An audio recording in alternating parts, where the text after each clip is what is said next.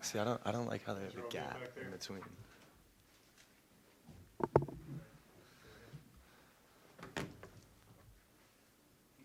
What's this year been like for you as you kind of wind down and kind of what you expected and how's it going? It's been a dream come true. You know, I've talked about it over the last couple of weeks, but I came here to win. In my 4 years at Richmond, we had one winning season. So, you know, just being on a team that is so talented and has a chance to go really deep in the tournament, you know, hopefully we all have national championship aspirations. It's been a dream come true, you know, every day just to put on a Louisville jersey, you know, compete with some of the best players in the country. I couldn't have asked for anything more.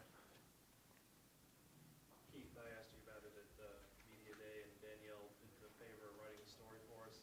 But what's the definitive ruling on the best milkshake in Louisville? It's, you know, unfortunately they've been closed for a couple months, so I've been, you know, a little deprived of my Dairy Castle. But if you go to Dairy Castle, you got to get Oreo milkshake with extra Oreos. It'll change your life. You know, it's truly unbelievable. Best milkshake in the country, not just in Louisville.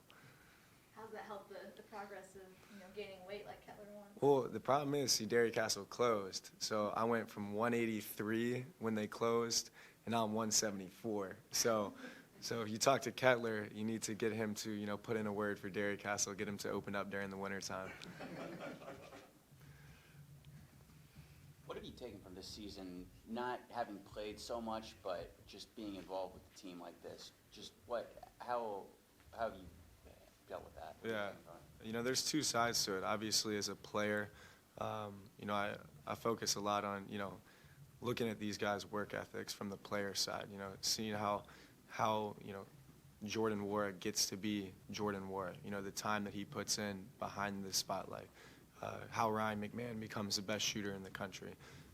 You know, it's those little things that I've observed as far as the player side of thing that, you know, I'll take with me for a long time. And then obviously just, you know, learning from Coach Mack, Coach Gaudio, Coach Pegues, Coach Murray, Coach Fennell every single day. You know, it's truly, I'm so thankful for it. It's the little things that they do that, you know, separate Louisville from other programs around the country. You know, specifically how they interact with their players, the extra film sessions that they put in. You know, just for me, I was able to see it from a different school for 4 years, and we do a lot of things different here. And I do think that plays a lot into the success that we've had this year. But just learning from Coach Mack every single day, you know, I've told a couple of you guys this, you know, I want to be or possibly get into coaching. So that's part of the reason why I'm here, is to learn from one of the best coaches in the country. You know, I keep a notebook in my room, and I think I looked yesterday, and it's on I'm on page 32 of just like the little things that he does. Obviously, there's plays that I've written down in there, you know, styles and defenses and adjustments, but just the little things of how he handles his day-to-day basis. You know, how does he handle practice after we've won by 20? How does he handle practice after we've lost 2 in a row? Just those little things, you know, I really will take with me down the road as I pursue, you know, a career within basketball. Is it different coming in and, you know, being new to a program, but, you know, being one of the oldest guys, and like how did the other seniors who, you know, have been here for a couple seasons already help you with that transition? Yeah, you know, it's an unbelievable group. You know, I've never been on a team that is so close, and I really mean that. You know, we have, I think, 7 freshmen and 5 fifth-year seniors. I mean, that's pretty, you know, and then you got, you know, Jordan, DP, Malik. Yeah, that's pretty much, that's the squad right there. So you have a bunch of guys that are teenagers, and you got a bunch of guys that are, you know, 23. So my transition in here was actually, it was as smooth as it could have been. The young guys are hilarious. They like to call us grandpas and joke about how we've been around basketball since 1980.